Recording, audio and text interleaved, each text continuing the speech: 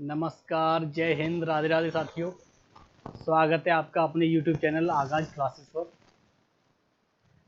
आज मैं बार बार जो ऐसे मैनेजमेंट और सबने मिलकर जितनी भी टीम है, पूरी टीम ने आगाज क्लासेस चैनल की जितनी भी टीम है उसने डिसाइड किया है कि तो सबने डिसाइड किया कि एक बैच आर का जीएस का स्टार्ट करते हैं। तो आज मैं इसी परिप्रेक्ष्य में आपको बताने की खुशखबरी देने के लिए आया हूँ कि कल से आर का हम बैच स्टार्ट करने जा रहे हैं। तो उसमें जीएस और जितना भी सिलेबस के आधार पर जितने भी हैं वो सब कराए जाएंगे आपको। आर का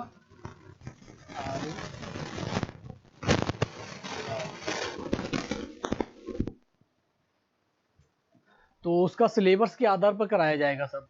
उसमें प्रीवियस ईयर भी जोड़े जाएंगे और कुछ जो हमें लगेगा कि पूरी टीम जो डिसाइड करके अनुमानित कि ये आ सकते हैं कुछ प्रश्न, तो वो सब भी उसमें इंक्लूड किए जाएंगे। तो उसी आधार पर इतना डिटेल में नहीं होगा, मैं आपको बता दूं। डिटेल में अगर आपको पढ़ना है तो वो अलग से क्लासेस चल रही हैं टॉपिक वाइज, तो आप डिटेल में उन क्लासेस को देख लेना, वो वीडियो मिल जाएगी आपको चैनल पे ही। लेकिन ये इतना डिटेल नहीं होगा, लेकिन हाँ कॉन्सेप्ट समझाए जाएंगे। उसके बाद जो प्रीवियस ईयर और जितने भी फैक्ट हैं उनकी थोड़ी पीपीटी आपको दिखा के उसमें समझाया जाएगा कि कौन कौन से क्वेश्चन आ सकते हैं, कौन कौन सा प्रीवियस ईयर आ चुका है, वो भी आपको बताया जाएगा कि ये सब प्रीवियस ईयर है। तो उसी आधार पर थोड़ा आर की मैं बता दूं कि ये जिसको नहीं पता हो वो यूपीपीएससी उत्तर प्रदेश राज्य लोक सेवा आयोग करवाता है ये आर का। आर मतलब समीक्षा रिव्यू ऑफिसर, समीक्षा अधिकारी, असिस्टेंट रिव्यू ऑफिसर, सहायक समीक्षा अधिकारी, ये दोनों की फुल फॉर्म। और इसी के सिलेबस के आधार पर करवाया जाएगा। जो कुछ होगा सब सिलेबस के आधार पर ही करवाया जाएगा। आपको कुछ भी न एक्स्ट्रा करवाया जाएगा कि जैसे होता है ना कि सिलेबस में तो कुछ और लिखा है और तुम करवाए जा रहे हो डिटेल में पूरा कुछ भी हो, तो उस आधार पर नहीं करवाया जाएगा। सीमित उससे करवाया जाएगा, क्योंकि एग्जाम भी दो ढाई महीने बाद एग्जाम है। जहाँ तक अभी डेट नहीं आई, पर लग रहा है कि जहाँ 19 दिसंबर के जो सुनने में आ रहा है, क्योंकि 19 दिसंबर की डेट खाली है। तो जहाँ तक है या तो 19 दिसंबर को 19 दिसंबर या फिर जनवरी में भी जा सकता है। जनवरी में तो हमको क्या है, आप को तो बस तैयारी करनी है, तो उसी आधार पर आपको करनी है। तो आप तो 19 दिसंबर मान के चलो कि 19 दिसंबर वो है। तो लास्ट में आपको बताऊं जीएस की, इसमें अलग अलग जितनी भी हैं हमारा जो प्लान है मैं आपको बता देता हूँ। ये इधर लिख देता हूँ 19 दिसंबर। आपको मतलब मोटा मोटा 19 दिसंबर टारगेट के लेके चलना है। पर लेकिन अभी डेट नहीं आई है एग्जाम डेट, लेकिन आ जाएगी अभी। जैसे नोटिफिकेशन आएगा तो उसमें आपको बता देंगे। बता रहे हैं कि इस महीने के लास्ट वीक में नोटिफिकेशन आने की उम्मीद है। तो तैयारी तो पहले से ही करके भैया, आप जब किसी युद्ध में आपको जाना है तो युद्ध की पूरी तैयारी तो पहले से करके चलनी है। तो उसी आधार पर मैं आपको बता दूं कि अलग अलग जितने भी इस बैच में जितनी भी क्लासेस होंगी, तो वैसे हमारा मोटा मोटा क्लासेस का वो है कि हमें जीएस में आपको 50 क्लासेस, हमारा पूरा मतलब एक जो लक्ष्य है वो 50 क्लासेस का है। 50 क्लासेस में आपका ये पूरा सिलेबस आर का पीटी का, पहले पीटी का करवाया जाएगा।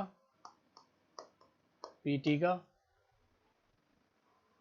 तो 50 क्लासों में पूरा इंक्लूड करके हम इसमें जीएस भी करवाएंगे। कोशिश करेंगे कि जीएस भी रहे, और जो पीटी का जो सेकंड पेपर होता है हिंदी वाला, कोशिश करेंगे वो भी रहे, हिंदी भी हो जाए। तो हिंदी ज़्यादा नहीं है, हिंदी आपको करवाई जाएगी। और हर सब्जेक्ट के, ज़्यादा सब्जेक्ट के अलग अलग टीचर हैं, सब वो टीचर भी अलग अलग तरीके से आपको जो समझाएंगे। तो मैं आपको मोटा मोटा बता ही देता हूँ कि किसका कौन सा सब्जेक्ट कौन कौन पढ़ाएगा। तो मैं आपको बताऊं, सबसे पहले जो मेन सब्जेक्ट होते हैं हिस्ट्री, ज्योग्राफी, अरे पूरा ही लिख देता हूं, पता चला कि यहाँ के गुरुजी ये क्या है जी और ये सब कर दिया। तो इतिहास, इतिहास, भूगोल, राज्य व्यवस्था, सामान्य विज्ञान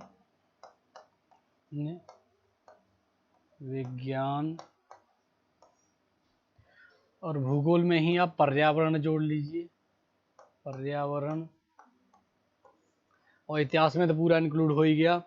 तो मोटा मोटा ये 4 जो सब्जेक्ट हैं, तो उनमें मैं आपको बता दूं कि ये दोनों सब्जेक्ट तो मैं खुद देखूंगा, ये दोनों को तो मैं खुद कराऊंगा, तो RKL डाल लो, तो मैं खुद कराऊंगा। बाकी ये दोनों सब्जेक्ट एक आदित्य चौहान सर हैं, हमारी टीम के बहुत अच्छे योग्य पर्सनैलिटी है, वो पढ़ा भी रहे हैं पिछले 3-4 सालों से, तो 5 सालों का लगभग उन्हें पढ़ाने का अनुभव है, अच्छे हैं, तो वो करवाएंगे ये राज्य व्यवस्था और सामान्य विज्ञान, आदित्य चौहान सर। ये पॉलिटी और सामान्य विज्ञान वाला ये पोर्शन है, ये आदित्य चौहान सर देखेंगे। और उसके बाद हिंदी का जो एक रह गया करेंट अफेयर्स, वो भी आपको करवाई जाएगी।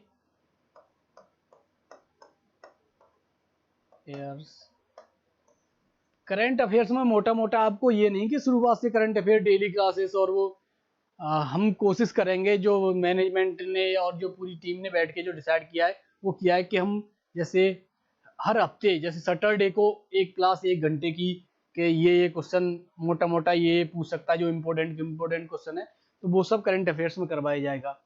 तो इसे या तो मैं देखूंगा, और नहीं फिर एक पवन चाहर सर हैं, पवन चाहर सर हैं, वो देखेंगे, या फिर एक ऋतु वर्मा मैम है, ऋतु वर्मा मैम,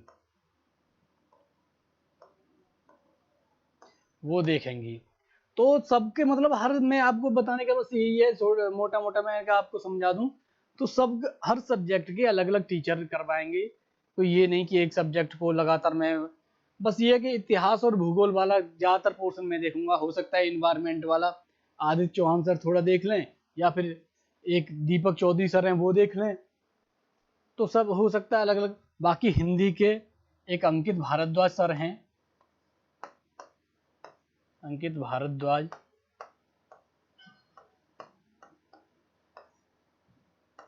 सर, ये हिंदी देखेंगे, हिंदी वाला पोर्शन ये देखेंगे, और बहुत योग्य पर्सनैलिटी हैं, अनुभव भी बहुत ज़्यादा है। तो और वो पीटी वाली भी हिंदी यही देखेंगे अंकित चौहान सर, अब अंकित भारद्वाज सर, और मेंस वाली भी, क्योंकि मेंस में भी हिंदी आती है, उसमें पत्र लेखन है, निबंध है, और पत्राचार, वो मैं आपको बताऊंगा थोड़ा सिलेबस के उस पर। तो पूरा का पूरा ये एक पूरी टीम है हमारी आगाज क्लासेस की, जो आगाज क्लासेस चैनल है अपना, तो उसकी पूरी टीम है। तो सब मैनेजमेंट और सबने जो पूरी टीम ने जो डिसाइड किया वो मैंने आपको मोटा मोटा बता दिया। अब इससे आगे जैसे आप बढ़ते हैं थोड़ा, तो मैं आपको बताता हूँ कि अब थोड़ा सिलेबस के बारे में थोड़ा बात कर लेते हैं कि पीटी का सिलेबस क्या रहेगा। तो ये पूरा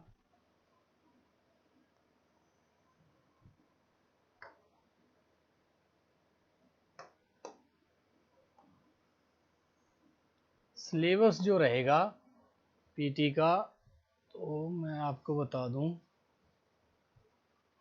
मोटा मोटा, ये मुझे लग रहा हटा देना चाहिए, अब पूरा ये हो गया। अब इसमें पीटी में क्या होंगे, पहले पीटी दे कर लेते हैं, तो मैं आपको पूरा एक फिगर बना के आपको बता देता हूँ कि ये तो पीटी हो गया, पीटी हो गया मतलब प्रीलिम्स, प्रारंभिक परीक्षा, और ये हो गया मेंस। मेंस तो मेंस का अभी बाद में बात करेंगे, पहले पीटी का कर लेते हैं। जो पीटी मेन जो वो है, तो पीटी में कुछ नहीं, पीटी में 2 पेपर होते हैं। एक जीएस वाला होता है, जीएस का, और एक हिंदी का होता है, हिंदी का। जीएस का 140 अंक का होता है, और हिंदी का 60 अंक का होता है, और 60 अंक में 60 क्वेश्चन आते हैं हिंदी में। तो हिंदी इतनी मतलब हार्ड नहीं है, पर हाँ अच्छी तरीके से अगर व्याकरण और वो सब हिंदी का जो व्याकरण है वो पोर्शन आता है, तो उसमें भी जैसे अगर सिलेबस के आधार पर देखा जाए तो हिंदी में वर्तनी आती है, वर्तनी, शुद्धि, या फिर अपशुद्ध शब्द, शब्द अशुद्धि, आप बोल सकते हो, तो ये आता है। उसके बाद विशेषण विशेष्य, विशेषण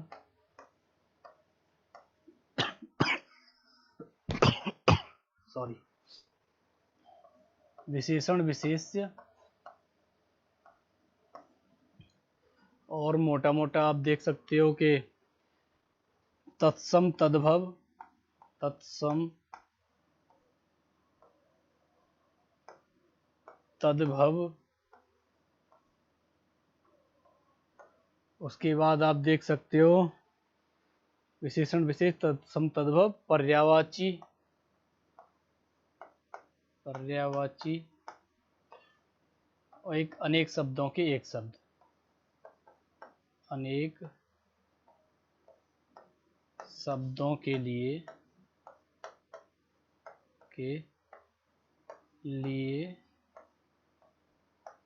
एक शब्द।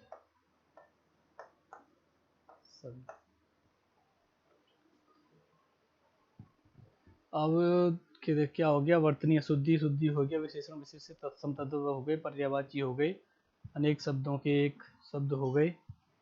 और जीएस में तो वही हिस्ट्री, ज्योग्राफी, पॉलिटी, मैंने आपको वो अभी करवाई था, पॉलिटी, साइंस, पर्यावरण तो भूगोल में ही आ जाएगा, एनवायरनमेंट वाला पोर्शन। उसके बाद व्यवस्था, इकोनॉमी भी आती है, इकोनॉमी, और हिस्ट्री में ही आ जाएंगे आपको जैसे अलग से, जैसे सिलेबस अभी मैं आपको सामने लाऊंगा, जो सिलेबस दे रखा है पूरे एक साइड वाला, तो उसमें पूरा जो डिटेल में जो दे रखा है वो, उसमें डिटेल में आप देखोगे तो उसमें क्या है कि हिस्ट्री को कई पार्ट में डिवाइड कर दिया है, इकोनॉमी को डिवाइड कर दिया है, और उसी के आधार पर जैसे जो वो पोर्शन है वो वाला भी आपके सामने पूरा मैं आपको दिखाऊंगा कि वो सब ऐसे डिवाइड कर दिया। जैसे हिस्ट्री को राष्ट्रीय आंदोलन अलग कर दिए हैं, और जो आधुनिक वाला पोर्शन है वो अलग कर दिया है। और अगर ज्योग्राफी में अगर आप देखो तो ज्योग्राफी में एनवायरनमेंट अलग कर दिया पूरा, और इकोनॉमी में अलग अलग मतलब पोर्शन बांट दिए हैं कि जनसंख्या, नगरीकरण, और ये सब अलग अलग हैं। और भारतीय अर्थव्यवस्था अलग है। भूगोल में मैंने बताया था, ज्योग्राफी में इंडियन ज्योग्राफी, वर्ल्ड ज्योग्राफी, उसके बाद एनवायरनमेंट, और ये सब मतलब अलग अलग। उसमें अभी आपको जो मेन वो दिखाऊंगा पूरा, जब आप देखोगे तो आप खुद सोचोगे कि हाँ यार पूरा का पूरा सब अलग करके पार्ट में डिवाइड कर दिया, तो उससे थोड़ा विस्तृत लग रहा है। बाकी चलो मैं आपको दिखाई देता हूँ पूरा। जो अभी मैंने बताया था कि अगर ये साफ नहीं दिख रहा हो तो मैं थोड़ा जूम कर देता हूँ इसे, तो एक बार वो ज़्यादा हो गया मुझे लग रहा है, हल्का सा, और हाँ इतना ठीक है, ये ठीक है पूरा।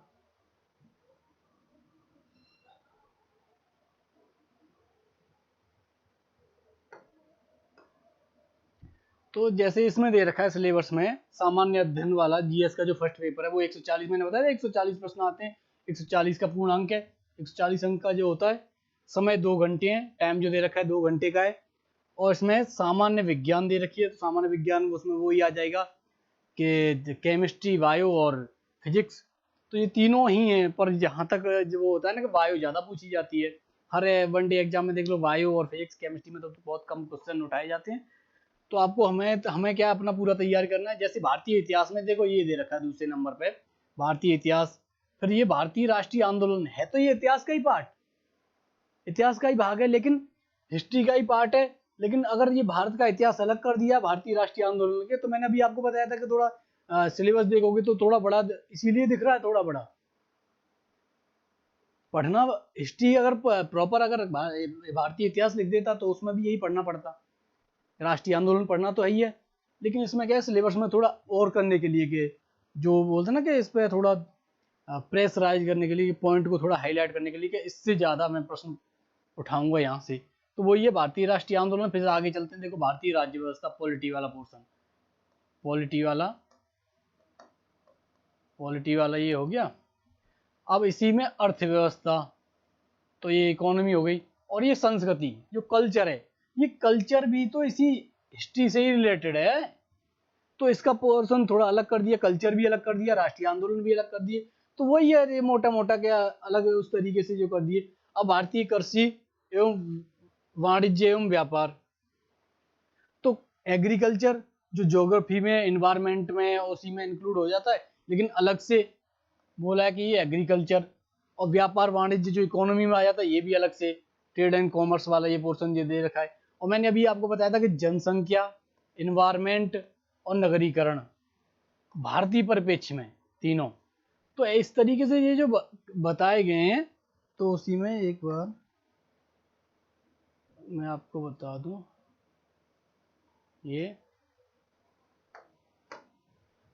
तो उसी में ये जैसी जनसंख्या, पर्यावरण, नगरीकरण भारतीय परिप्रेक्ष्य में, तो यही पूरा का पूरा अगर देखो तो भारत के, वर्ल्ड में नहीं पूछ रहा, बहुत सिंपल उस तरीके से पूछा कि एनवायरमेंट, तो एनवायरमेंट तो भारत के उसमें रहेगा ही ज्यादातर पूरा। अब जैसे आगे अगर आप बढ़ोगे तो इसमें यूपी का स्पेशल का और दे रखा होगा, कहाँ है, हाँ ये रहा 10वें नंबर पर, ये 10वें नंबर पर अलग ही दे रखा है कि उत्तर प्रदेश की शिक्षा, संस्कृति, कृषि, उद्योग, व्यापार, रहन सहन, सामाजिक प्रथाओं एवं विशिष्ट जानकारी। मतलब ये कि यूपी की इकोनॉमिक, जैसे एक सेकेंड,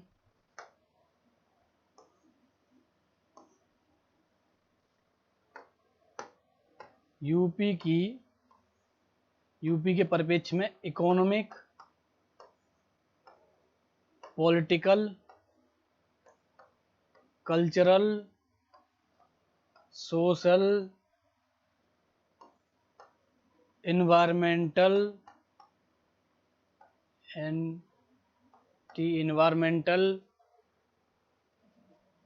और इकोनॉमिक में ही आ जाएंगे, व्यापार वाणिज्य, सामाजिक प्रथाएं, ये सब हो ही गया।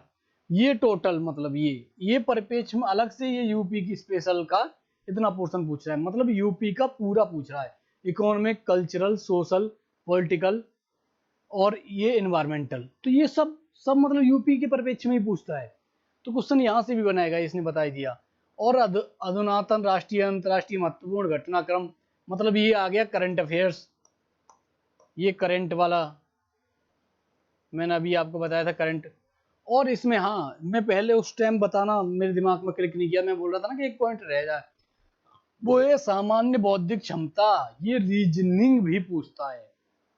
8 से 10 क्वेश्चन इसमें रीजनिंग के आते हैं, तो ये भी करवाया जाएगा, ये भी रीजनिंग वाला, SIONING,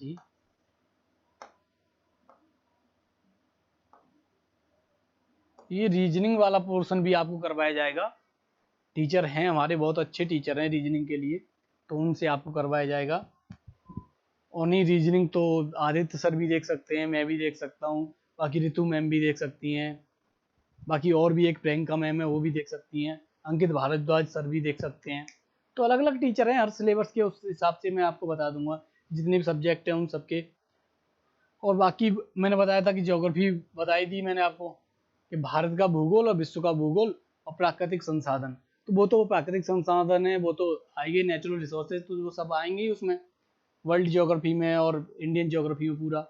तो वो ये सिलेबस मोटा मोटा कुछ नहीं है, बस आपको मैंने जो पहले समझा रहा था कि वही है कि हिस्ट्री, ज्योग्राफी, तो हिस्ट्री में तो भारतीय इतिहास ही आएगा कि इंडियन हिस्ट्री होगी, तो इंडियन हिस्ट्री में ही वो पूरा का पूरा मैंने बताया था कि राष्ट्रीय आंदोलन, कल्चर, वो सब आ जाएगा उसमें। और ज्योग्राफी में भी मोटा मोटा मैं वर्ल्ड ज्योग्राफी और इंडियन ज्योग्राफी, उसी में ज्योग्राफी में ही आ जाती है, और इन्वायरमेंटल, तो वो आ गया। उसके बाद इकोनॉमी में, इकोनॉमी भी इंडियन इकोनॉमी यूँ रहेगी, एक दो जैसे ऐसे क्वेश्चन आते हैं इकोनॉमी में, तो बड़ी सिंपल क्वेश्चन आते हैं, या तो करंट से रिलेटेड होगा, और करंट से रिलेटेड नहीं होगा तो ये समझ लो कि जीडीपी क्या है, जीएनपी क्या है, ये इतने मतलब थोड़े कॉन्सेप्ट में भी अगर पूछेगा तो थोड़ा आसान पूछता है इकोनॉमी में, इतना हार्ड नहीं पूछता। बाकी करंट अफेयर्स तो पूछता ही है, यूपी स्पेशल, यूपी का कल्चर वल्चर वो सब पूछता है, वो तो पढ़ना पड़ेगा, वो भी हम करवाएंगे ही, उसमें कोई बात नहीं है, ये सब हम करवाएंगे। और रही बात रीजनिंग की, तो रीजनिंग की 8 से 9 क्वेश्चन पूछता है, वो हल्का सा क्या है, 2 साल से थोड़ा एक ट्रेंड चालू हुआ है कि रीजनिंग के 8 से 10 क्वेश्चन आपको उस तरीके से पूछेगा। तो पूछता तो सिंपल है, ज़्यादा वो नहीं, अब जैसे रीजनिंग के कुछ पोर्शन है बड़े अच्छे हैं, तो उनमें से ज़्यादा पूछता है कि ब्लड रिलेशन पूछ लेगा, कोडिंग डिकोडिंग पूछ लेगा, और एक वो क्या नाम है उसका, ब्लड रिलेशन, कोडिंग डिकोडिंग और डायरेक्शन, ये मतलब कुछ आसान जो वो है ना, जैसे डाइस है, डाइस से पूछ लेगा एक क्वेश्चन, तो ऐसे एक एक दो दो क्वेश्चन ये उठाता है, तो उसी से जैसे पूछ लेगा। तो रीजनिंग भी इतनी हार्ड नहीं पूछता कि आप देखोगे सिलेबस देख के ऐसे हुआ टाइप का कि एक डर बैठ जाता है ना स्टूडेंट के, जब कोई पढ़ता है कि यार इसमें तो रीजनिंग भी पूछ रहा है, जीएस भी पूछ रहा है, सब पूछ रहा है, तो वही है सेम, और कुछ नहीं है पूरा। अगर आप हिंदी में देखोगे, तो आप जैसे हल्का सा आप हिंदी में देखो, तो मैं आपको बताऊं, हाँ हिंदी वाला यही पोर्शन है पूरा। तो हिंदी में आप, मैंने अभी आपको करवा ही रहा था कि विलोम शब्द, तो हिंदी का देखो 60 प्रश्न है, पूर्णांक 60 है, रुको एक सेकंड ये हटा देता हूँ मैं पूरा, ये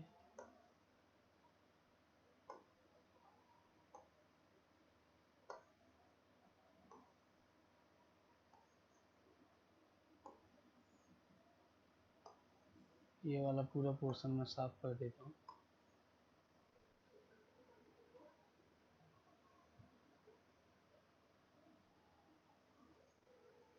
तो मैं बिल्कुल समझ में आए ऐसे साफ करके।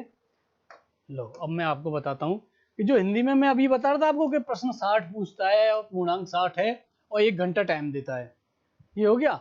अभी क्या है कि जैसे अभी मैं बताया था विलोम रह गया था, उस टाइम मैं बता रहा था कि हिंदी में भी एक पॉइंट मेरा छूट रहा, ध्यान नहीं आ रहा था, दिमाग क्लिक नहीं कर पा रहा था। होता है कभी कभी कि यार नहीं कर पाता इतने लगातार, और विलोम इतने फेमस और फिर भी दिमाग में कम नहीं क्लिक नहीं कर पाया। तो वही इसीलिए मैं सिलेबस का वो पूरी लाया था, सिलेबस की पूरी पीडीएफ बना के वो लाया था, कि मैंने कहा नहीं सिलेबस लेके चल रहे हैं उसी हिसाब से, क्योंकि होता है कभी कभी क्या है सिलेबस से आप रट नहीं सकते, सिलेबस वो अलग ही जैसे वो दे रखा है ना डिटेल में। मैंने आपको बताया था कि मोटा मोटा मैंने सब्जेक्ट के नाम बता दिए कि वो पूरा आ जाता है, लेकिन थोड़ा इसमें डिटेल से तो और आपकी समझ में अच्छा आ जाएगा कि टॉपिक वाइज होता है ना। तो मुझे गुरु जी नहीं, हमें तो टॉपिक वाइज सिलेबस मिला है, आप तो ऐसे मोटा एक ही सब्जेक्ट वाइज बता रहे हो। तो फिर मैं ले आया था कि महारथी होते हैं ना कोई कोई, तो ऐसे ऐसे विद्यार्थी भी मिल जाते हैं।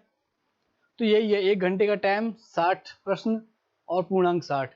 इसमें विलोम शब्द जो पूछेगा वो 10 शब्द पूछेगा, और 10 शब्द 10 अंकों के होंगे, ये भी मतलब है कि यहाँ लिख नहीं रहा, लेकिन 10 अंकों के होंगे, 10 अंक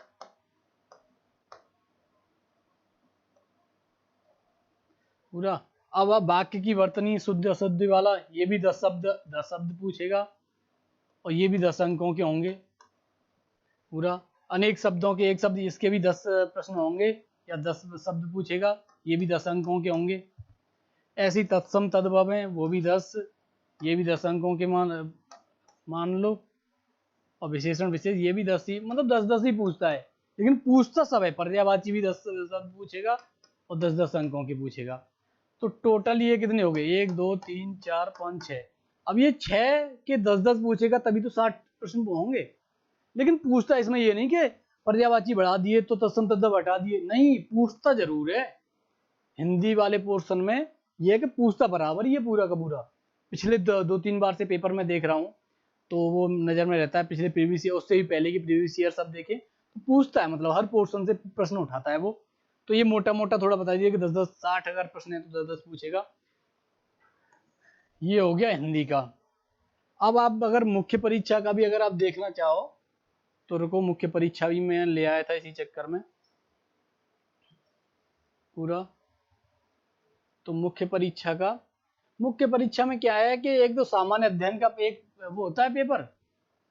देखो मैं आपको करवा देता हूँ पूरा, तो एक सेकेंड।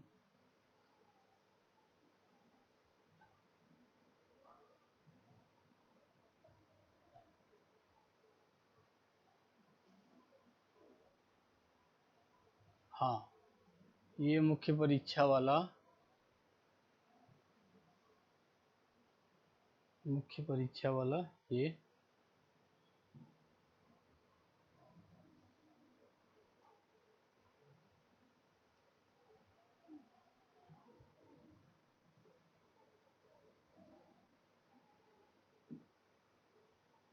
अब ये जैसे आ गया मुख्य परीक्षा का, एक सामान्य अध्ययन का होता है, ये ऑब्जेक्टिव रहेगा। मैं आपको बता देता हूँ एक बार।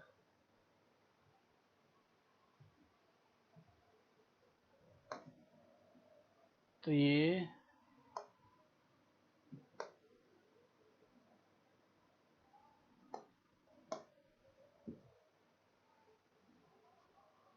हाँ, ये मुख्य परीक्षा का आ गया। तो ये सामान्य अध्ययन रहेगा वस्तुनिष्ठ, ये 120 प्रश्न होंगे और 120 का ही पूर्णांक होगा। तो ये ऑब्जेक्टिव रहेगा, इसमें सिंपल जैसे वो होते हैं, जितना भी जीएस का पोर्शन है वो पूरा पूछा जाएगा। दूसरा अगर मोटा मोटा हुआ था सामान्य हिंदी और आलेखन होता है, ये भी ऑब्जेक्टिव होता है खंड 1 वाला। तो इसमें अलग अलग परंपरागत कुछ सब्जेक्टिव भी होते हैं, जैसे दिए हुए गद्यांश का शीर्षक, सारांश एवं 3 रेखांकित अंकों की व्याख्या कीजिए। इससे आगे जैसे आप अगर बढ़ोगे,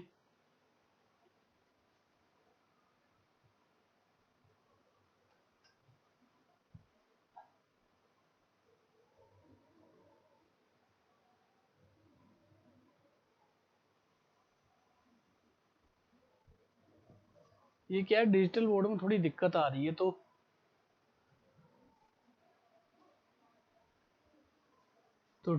ठीक है साथियों, यही है मेंस का। और आगे एक निबंध वाला वो और है, आगे मैं आपको बता दूं चलो पूरा। एक निबंध का पेपर और होता है, देखो आ गया ये रहा।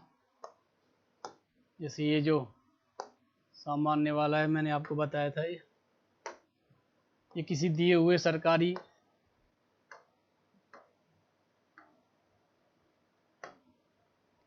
ये किसी दिए हुए सरकारी सारणी रूप में सार लेखन ये रहेगा। उसके बाद पत्राचार वाला ऑप्शन रहेगा, जैसे शासकीय, अर्धशासकीय पत्र, कार्यालय आदेश, ज्ञापन पत्र या ज्ञात पत्र, विज्ञप्ति, टिप्पणी, प्रतिवेदन, अन्य स्मारक।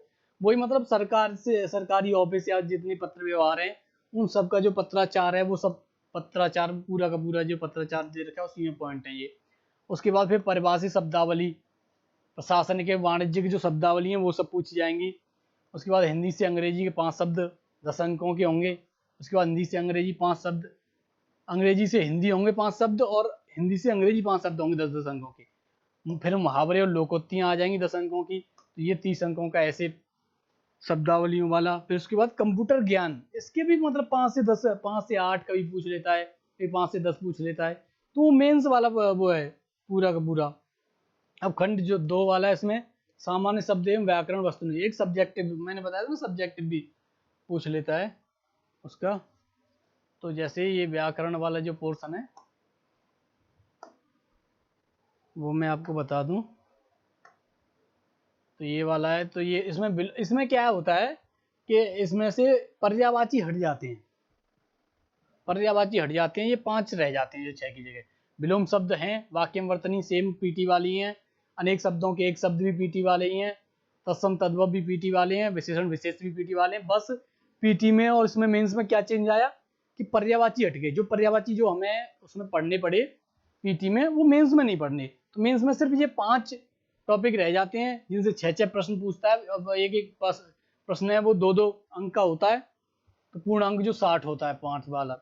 उसके बाद जो तीसरा होता है, मैंने बताया था ना हिंदी वाला, हिंदी निबंध का जो पेपर होता है वो 120 अंकों का होता है।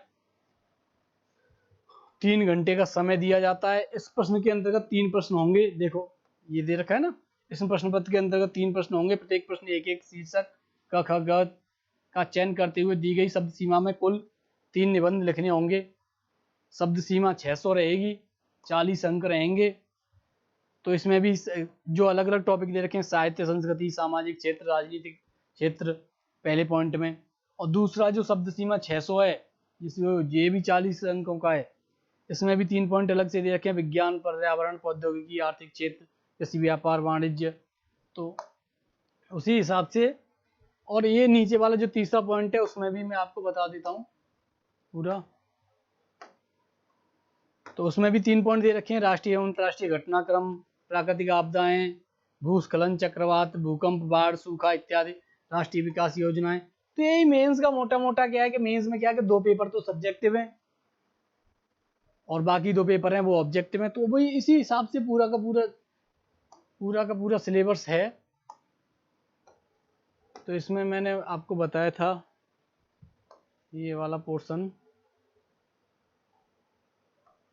तो 1-2 तो ये वाले पेपर हैं, एक ये तीसरा सामान्य अध्ययन वाला है और चौथा निबंध वाला है। हाँ, तो 4 पेपर हैं मेंस में, तो इसी हिसाब से मैंने आपको बताया था। और पीटी में मैंने बताया था 2 पेपर हैं, तो वही हो गया टोटल, ओवरऑल यही रहेगा। बाकी तो कल से आपको सिलेबस के अनुसार और प्रीवियस ईयर वो सब क्लासेस कराई जाएगी। तो आज की बस यही थोड़ा समझाने के लिए क्लास थी, तो आज की क्लास यहीं समाप्त करते हैं। ये थोड़ा मैंने कहा मोटा मोटा थोड़ा सिलेबस के बारे में समझा देता हूँ, बता देता हूँ, ये खुशखबरी मैंने कहा विद्यार्थियों तक पहुँचा देता हूँ। तो जो साथियों, इस क्लास को यहीं विराम देते हैं। जय हिंद, राधे राधे। मिलते हैं कल आर के पहले टॉपिक के साथ। सोच रहा हूँ शुरुआत इतिहास से करूँ या ज्योग्राफी से, चलो देखते हैं। आप बताना, ये कमेंट सेशन में थोड़ा बहुत लिख देना कौन से सब्जेक्ट से स्टार्ट करें। तो मिलते हैं फिर कल। जय हिंद, राधे राधे।